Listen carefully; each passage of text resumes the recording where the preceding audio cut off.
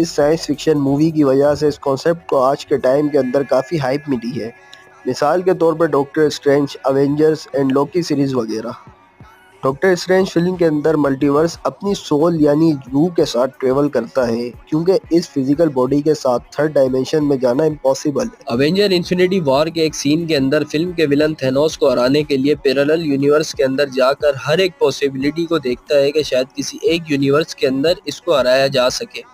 بالکل اسی طرح doctor strange multiverse of madness کے اندر بھی طرح طرح کی پیرالل یونیورس میں جا کر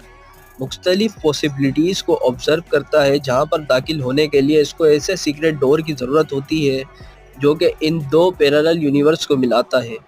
لوکی سیریز کے اندر یہ دکھایا گیا ہے کہ خود کی قربانی دے کر ملٹی ورس جو کہ آپس میں کسی طرح سے ٹوٹ چکی تھی، اس کی ٹائم لائن اسٹرنگز کو آپس میں جوڑ دیتا ہے تاکہ سب کی سب ٹائم لائن آپس میں جڑی رہیں اور اسپرچول پاور بینگز